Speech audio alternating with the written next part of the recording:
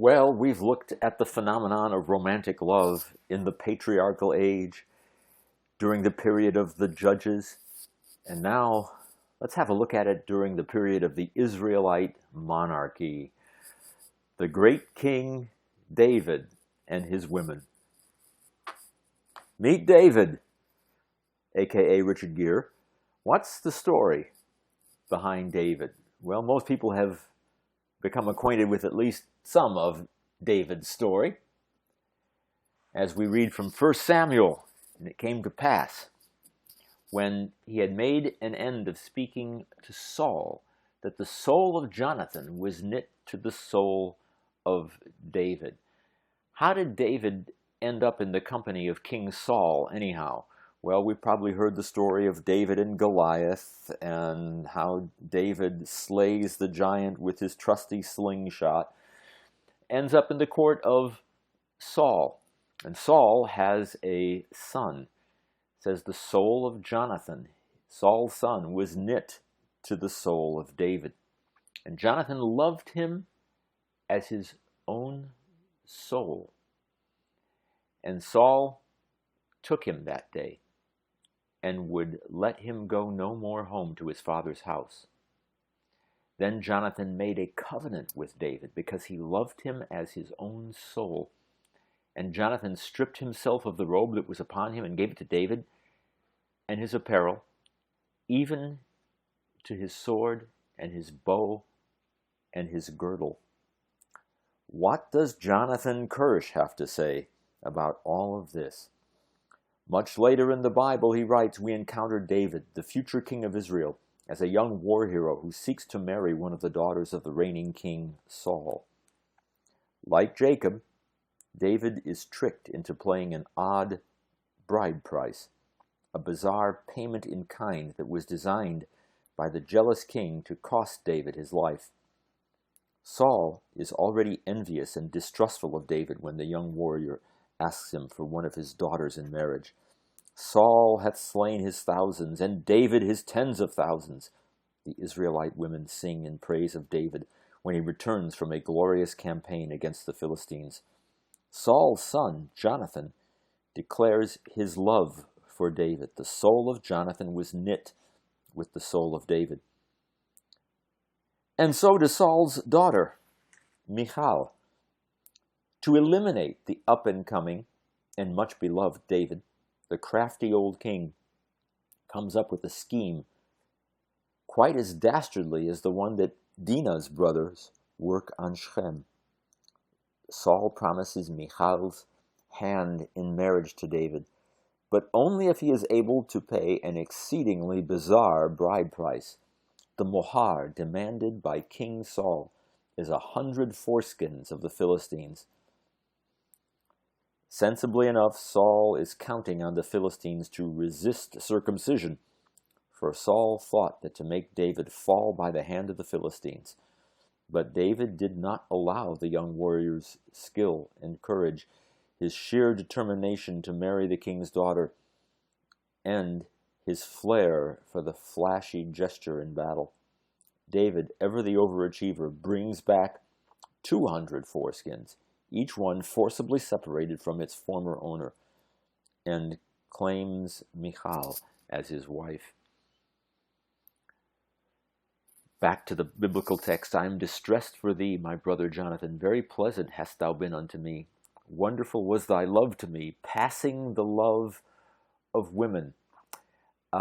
Is this also romantic love in the Bible? We have David and Saul's daughter Michal, but that might be more of a political thing that David is interested in, trying to endear himself to the royal court by taking the hand of the king's daughter. Maybe, as some critics suggest, this is the real romantic love here, the feeling between David and Jonathan. Just a theory, just a theory. And of course, we don't have to agree with it, but that's the nature of scholarship. There are serious articles that declare that what we have is a homoerotic relationship between David and Jonathan. agree or disagree. Your professor is the only one who gets to remain neutral. You all get to duke it out. Back to the story of Michal. It came to pass at the time when Merab, Saul's daughter, should be given to David, that she was given to Adriel to wife. And Michal, Saul's daughter, loved David. And they told Saul, and the thing pleased him. At least we have Michal's love for David. Sometimes we have marriage without love, sometimes love without marriage, and in a few golden instances, love and marriage go together. But the focus is on Michal being in love, not David. We have to wonder what David feels, if anything. Again, it might be sort of a political thing David's interested in. And they tell Papa, and Papa is pleased. Back to what Kirsch writes, when the biblical author who composed the book of Samuel called attention to the grotesque bride price that King Samuel demands, he was seeking to show how deep and twisted is Saul's hatred of young David. The point of sending David to retrieve 100 Philistine foreskins, of course, is to put him in harm's way, and Saul hopes to let the Philistines rid the jealous king of the pesky young David once and for all. Indeed, the Bible tells us that David's astounding success in his mission is taken by Saul himself as a sign of God's favor toward David, and an augury of his own doom. Saul said, I will give him to her that she may be a snare to him, and that the hand of the Philistines may be against him. Wherefore Saul said to David, Thou shalt this day be my son-in-law. But it turns out Saul's pleasure is just a clever ruse, like an act. What happens when love and family loyalty conflict? Michal, in the end, is forced to choose between her love for David and her father. And what, by the way, if her father is the better man? Who's to say that David is really the best guy here in the story, just because, of course, he ends up king? There are not a few biblical scholars who have quite a bit of sympathy for Saul and who see an undertext in this story that is, in fact, anti-David, that shows up David for who he is, a schemer and a conniver. And these same critics look at Saul as just wanting to preserve his throne against somebody who's scheming, that is, David, to unseat him. And we're left wondering what kind of snare Michal, the daughter, is intended to be. And Saul commanded his servants, Speak with David secretly, and say, Behold, the king hath delight in thee, and all his servants love thee. Now therefore be the king's son-in-law. And Saul's servants spoke these words in the ears of David. And David said, Seemeth it to you a light thing to be the king's son-in-law, seeing that I am a poor man and lightly esteemed? Again, scholars, critics look at David and wonder if this guy really is a schemer and a conniver, maybe a cross between Machiavelli and Richard Nixon. He feigns humility, but just maybe he's really a Machiavellian scoundrel. That's, of course, an issue for scholars to debate and students to ponder.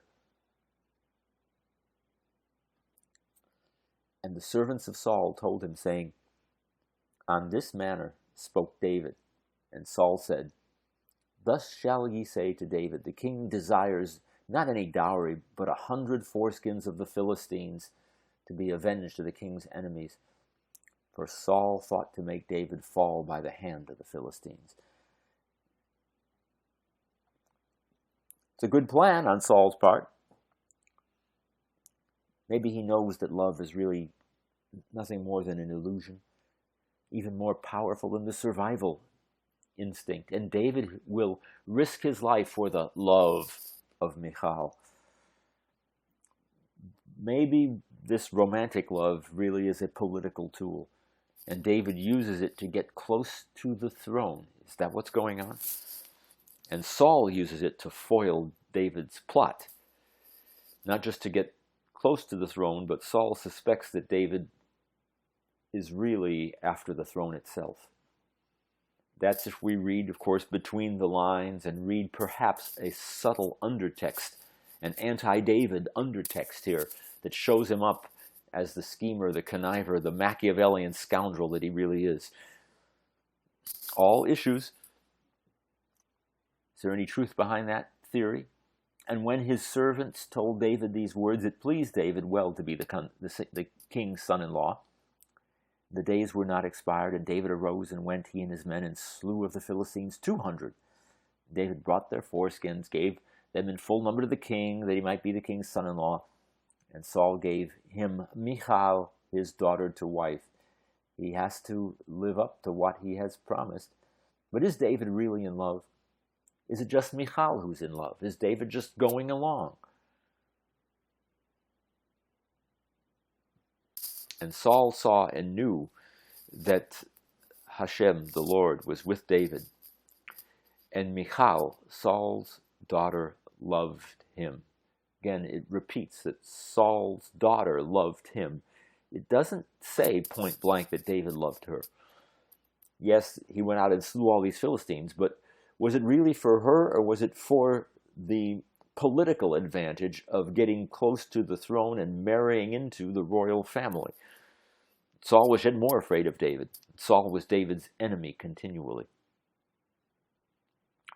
Saul sent messengers to David's house to watch him and to slay him in the morning. And Michal, David's wife, told him, saying, "If you not save your life tonight, tomorrow you will be slain." Michal here sides with David against her own father. No, she loved him. Is that the power of love? Now she has to choose up sides, David or her father. She chooses David. But again, say some biblical critics, it might be Saul who deserves some sympathy here. All he's trying to do is protect his throne. And Michal took the teraphim. We've got an image of what some of these teraphim look like. The land, of course, was filled with little idols, and some have survived even in the archaeology. Laid it in the bed and put a quilt of goat's hair at the head thereof and covered it with a cloth. When Saul sent messengers to take David, she said, "He's sick." And Saul sent the messengers to see David, saying, "Bring him up to me in the bed, that I may slay him." When the messengers came in, behold, the teraphim was in the bed, with the quilt of goat's hair at the head thereof. And Saul said to Michal, "Why have you deceived me? Let my enemy go. He's escaped." And Michal answered Saul, "He said to me, 'Let me go.' Why should I kill you?" Why should I kill you? She's obviously fibbing to her father. Carol Myers weighs in, saying Michal grabs a household image, teraphim, and puts it in David's bed with its head on the pillow and covers it with bedclothes in order to deceive those searching for David. The teraphim she uses appear to be a usual piece of household furnishings and were probably tolerated by the Israelite religion of the time. They were not condemned in any way by the narrator. Maybe ancient Israelites were not as monotheistic as most people would like to imagine. Maybe, in fact, they regularly tolerated the presence of other gods, goddesses, and idols among them. It's another issue. How monotheistic were the Israelites? Though the whole thing was her idea, she presents David as if he were OJ out to kill her. She could have said, "Oh, but I love him." But she lies instead, presenting David as an abusive husband. And we got to ask, what's her relationship with her father like? Is she really in fear of him? Now David fled and escaped and came to Samuel, Shmuel, the prophet in Ramah, and told him all that Saul had done. And he and Samuel went and dwelt in Naioth. So now David gets the beloved, revered prophet Samuel on his side. And again, biblical critics look at this and say, what a crafty Machiavellian character. If you really want to take somebody's throne, you plan it all out. You make sure you get important people on your side against the king. And that's exactly what David does. And it was told to Saul, saying, behold, David is at Naioth in Ramah. And Saul is ultimately just going to start to lose it here. He fears this David, and that David is up to no good.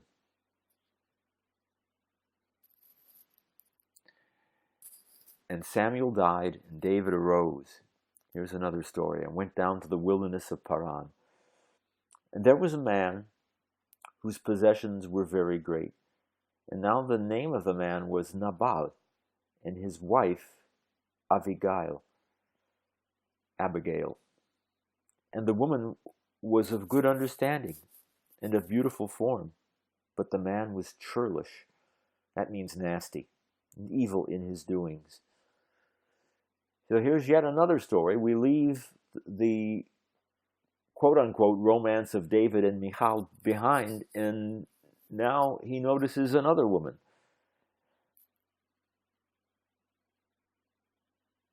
Naval is his name. Naval in Hebrew means a fool. And Abigail here feels like she is an abused wife. And David sent 10 young men, and David said, get you up to Carmel and go to Nabal and greet him in my name. We wonder now what this David character is up to. Nabal answered David's servants, who is David? Who is the son of Jesse? There are many servants nowadays that break away every man from his master. Shall I then take my bread and my water and give it unto men of whom I know not whence they are? That verse is interesting because Nabal suspects David that in fact he's one of those who break away from their master. It's part of this anti-David undertext that tries to show him up, not as the great, wonderful hero of Israel, but as a Machiavellian conniver who, like so many others, broke away from his master. But hospitality is so highly valued in Middle Eastern culture, and that is absolutely correct. Hospitality is enormous, and we've seen this before from biblical stories. When a stranger comes, or when strangers come, you give them anything. And the lack of it is a grievous sin. David says to his men, gird you on every man his sword. David, of course, being the kind, forgiving soul that he is ready to kill over this insult. And it was so, as she, Abigail, rode on her ass and came down by the covert of the mountain, that behold, David and his men came down towards her. She met them. So here's this upwardly mobile Israelite, and she's married to an Archie Bunker type character, if you remember who he is on old television. Now David had said, surely in vain have I kept all that this fellow has in the wilderness, so that nothing was missed of all that pertained to him. And he's returned me evil for good. God do so to the enemies of David, and more also, if I leave all that pertains to him by morning light, so much as one male. Pretty nasty. Typical David. Vengeful. Cruel. And when Abigail saw David, she made haste, got down from her ass, and fell before David on her face and bowed down to the ground. How dramatic. Definitely a Hollywood moment. And she fell at his feet and said, upon me, my Lord, upon me be the iniquity. Let your husband, I pray, speak in your ears and hear the words of your handmaid. So she's greatly respecting David, or at least pretending, feigning great respect. And what is it? pretense or truth. Let not, my Lord, I pray, regard this base fellow, even Nabal, for as his name is, so is he. Nabal is his name, and churlishness is with him. This fellow whose name means fool, and this base fellow is her husband. And it came to pass about 10 days after that Hashem, the Lord, smote Nabal so that he died. Some kind of divine smiting kills him. Divine intervention. God kills Nabal somehow, some way. Falls dead. And when David heard that Nabal was dead, he said, Blessed be Hashem. And David sent and spoke concerning Abigail to take her to him to wife. Pretty fast, isn't it? What happened to the Shiva,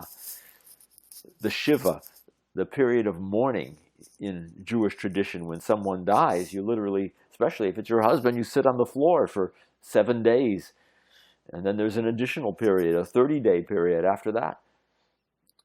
But the speed of this, to critical students and scholars of the text, it sure looks like it's pretty contrived. And you have to wonder, was it really God who smote Nabal, or maybe he was done in by somebody else? But that, of course, is reading between the lines. It's very controversial because it's suggesting that there might be an undertext here lurking beneath the surface of the Bible.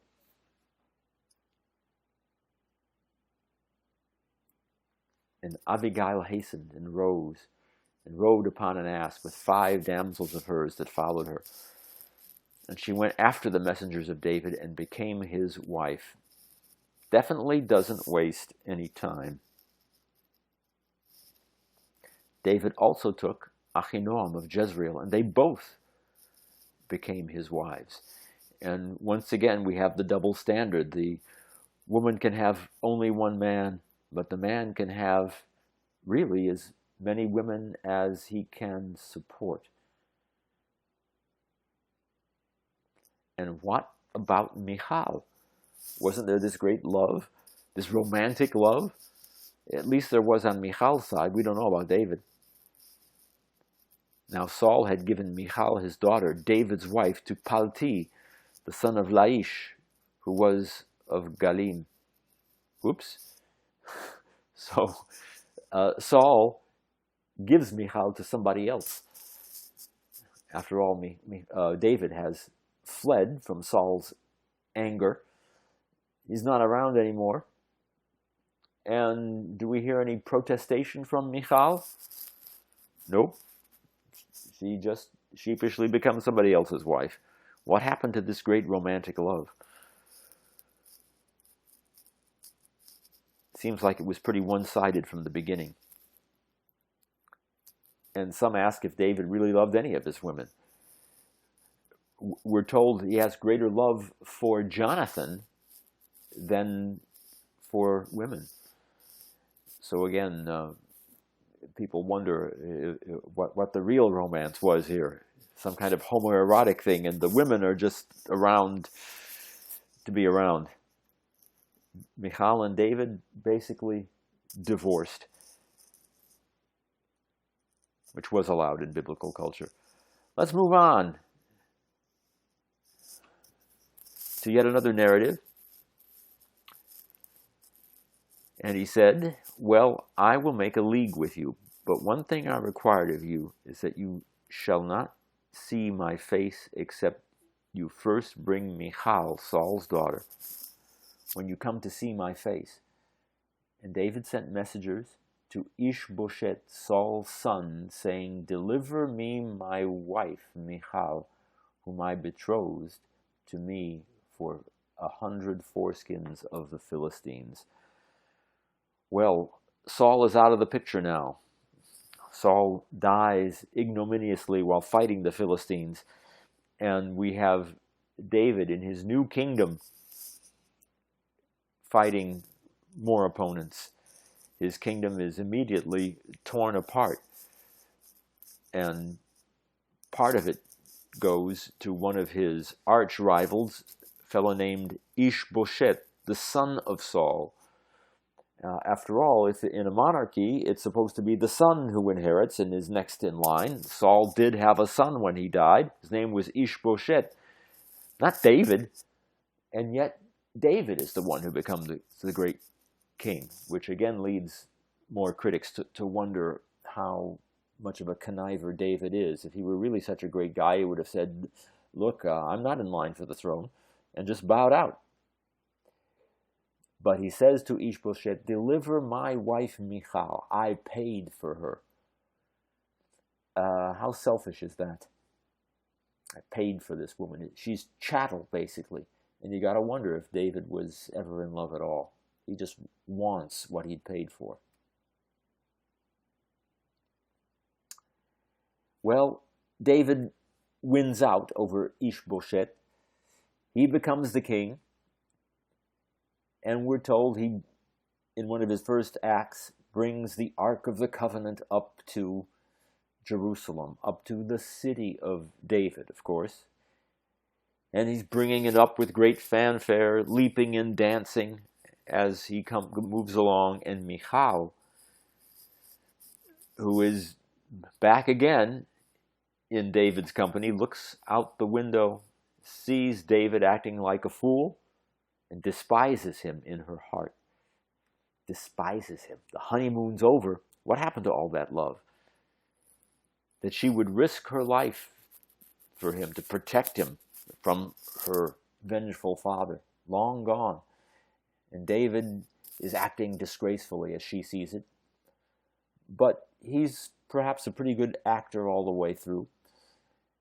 And again, leaping, dancing. It's a nice act. It's a nice show. And they brought in the ark, set it in its place in the midst of the tent that David had pitched for it. David offered burnt offerings and peace offerings before Hashem, the Lord. Then David returned to bless his household, and Michal, the daughter of Saul, came out to meet David and said, how did the king of Israel get honor today, who uncovered himself today in the eyes of the handmaids of his servants, as one of the vain fellows shamelessly uncovers himself? How vain is David? And how jealous is Michal? And you got to wonder, is there maybe a sexual connotation in David's dance in the eyes of the handmaids of his servants? David said to Michal, before the Lord who chose me above your father, and above all his house, to appoint me prince over the people, over Israel, before Hashem will I make merry. I'm going to be happy before God. But how arrogant does this statement sound? How much chutzpah is there? And I will be yet more vile than thus, and will be base in my own sight. And with the handmaids whom you have spoken of, with them will I get more honor. Forget dignity. He's all about a show. He's a good showman. Popularity, like a rock star, an ancient rock star is David. And Michal, the daughter of Saul, had no child until the day of her death. So she's afflicted with barrenness, is she? Why? Because she criticizes her husband? How sexist is that bit of the text?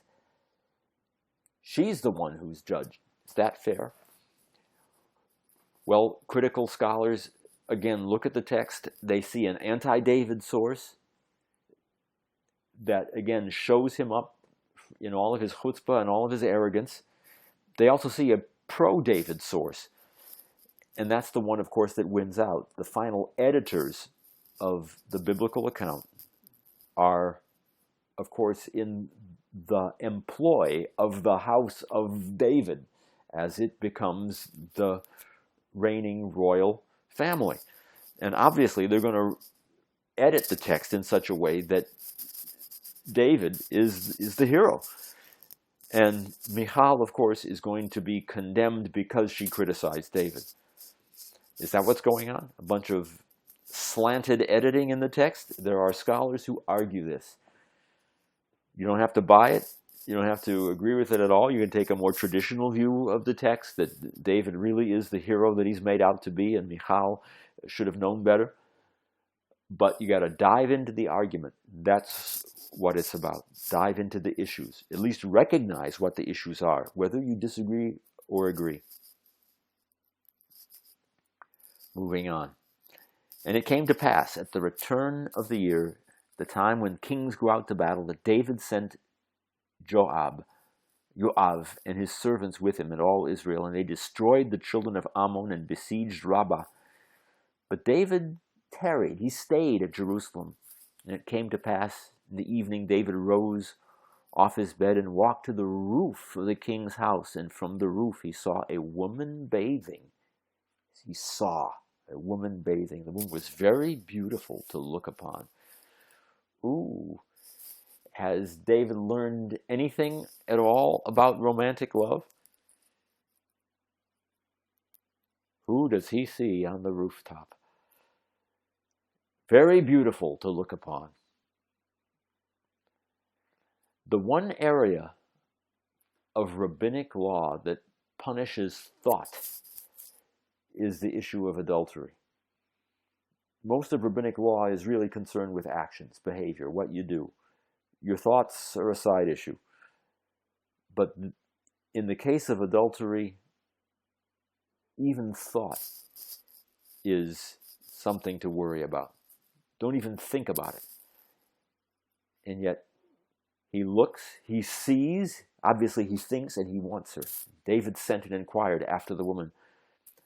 And one said, "Is this not Bathsheba, the daughter of Eliam, the wife of Uriah the Hittite?" And these words speak volumes.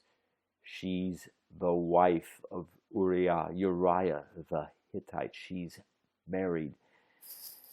And as we know in biblical law, a man can have as many women as he can take care of. Basically as many as he wants. The woman must be strictly monogamous.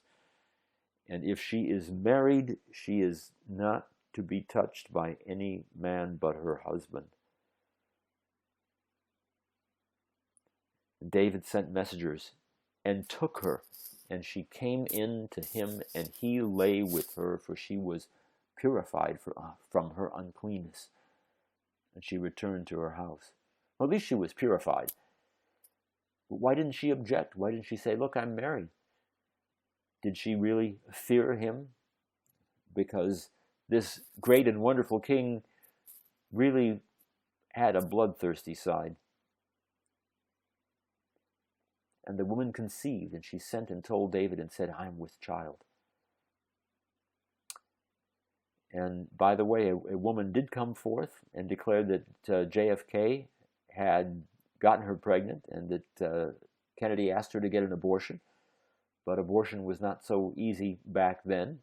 More of a contemporary story of a leader of a nation who has dalliances with other women. It happens. And David sent to Joab, saying, "Send me Uriah the Hittite." And Joab sent Uriah to David. Now, the cover-up. And in politics, we know that the cover-up is often worse than the crime. Meet Bathsheba Gate, which is basically the mother of all political scandals. And David said to Uriah, "Go down to your house, wash your feet." And Uriah departed out of the king's house, and there followed him a mess of food from the king. He wants to get Uriah to sleep with his wife so that he can cover up what happened and say the child is Uriah's. But Uriah slept at the door of the king's house with all the servants and didn't go down to his house. When David called him, he he did eat and drink before him, and they made him drunk. And in the evening went out to lie on his bed with the servants, but went not down to his house. And in the morning David wrote a letter and sent it by the hand of Uriah. Now it's conspiracy. Conspiracy ultimately to murder. And it came to pass when Joab kept watch upon the city that he assigned Uriah unto the place where he knew that valiant men were. And the men of the city went out and fought with Joab, and there fell some of the people, even of the servants of David, and Uriah the Hittite died also. If he won't go to sleep with his wife so that David can blame the pregnancy on him, well, David will just send him out into battle where he's sure that he's going to die. And he does. When the wife of Uriah heard Uriah, her husband, was dead, she made lamentation for her husband. Finally, it's a proper Shiva, a mourning period. Unlike Abigail, here we have a woman who really is devoted to her husband, enough at least to mourn for him. And when the mourning was past, David sent and took her home to his house, and she became his wife and bore him a son. But the thing that David had done displeased Hashem. And Hashem, the Lord, sent Nathan unto David. Nathan, the prophet. And he came to him and said, there were two men in one city, one rich, the other poor. Now therefore the sword shall never depart from your house, is how the story ends. Just quickly to summarize, one rich man, one poor man. The poor man has a prized sheep, whom the rich man covets. The rich man has all the sheep he could possibly want, but he covets the poor man's sheep. So he has the poor man killed in order to take the sheep. He tells this story to David, and David is shocked and horrified and said, where is that wicked rich man? Bring him here, I want him executed. And Nathan the prophet points right at David and said, it's you. It's just a brilliant piece of biblical narrative. And so Nathan then condemns David, prophesies against him, the sword shall never depart from your house, because you have taken the wife of Uriah the Hittite. I will raise up evil against you out of your own house, and I will take your wives before your eyes and give them to your neighbor, and he shall lie with your wives in the sight of this son. So Nathan now foretells what's going to become the great rebellion of David's son, Absalom. That's his punishment. For you did it secretly, David, but I will do this thing before all Israel. And David said to Nathan, I have sinned against the Lord. And Nathan said to David, the Lord also has put away your sin. You will not die. Gotta wonder, how sincere is David? Howbeit, because of your deed you have greatly blasphemed the enemies of the Lord. The child that is born to you surely shall die. You will live, David, but the child will die. When David saw that his servants whispered together, David perceived the child was dead. David said to his servants, is the child dead? And they said, he's dead. And David rose from the earth, washed, anointed himself, changed his apparel, and he came to the house of Hashem and worshipped. And when he required, they set bread before him, and he ate. Wow. Is this the behavior of one who's in mourning? David moans and wails while he thinks that there might yet be chance that the child will be spared. He entreats God, can you spare the life of this child of adultery? And the child dies anyway. But wait a second, didn't we just learn that in Jewish tradition, when someone dies, like your wife, or in the case of Uriah the Hittite, the husband dies, that's a time of mourning? David has to wait, in fact, for Bathsheba to complete the time of mourning. the Shiv'ah, the 7 days of mourning, as it came down eventually in Jewish tradition, followed by a whole month. David, when his son dies, it's over. Is this the behavior of real mourning? He gets up and eats. I thought as long as I might change God's mind, I would moan and wail. But now the child is dead, no need. What does that say about David's character? And yet David is apparently forgiven. Are we so gracious with leaders today? Back then, if he's an effective king, who cares how many women he steals?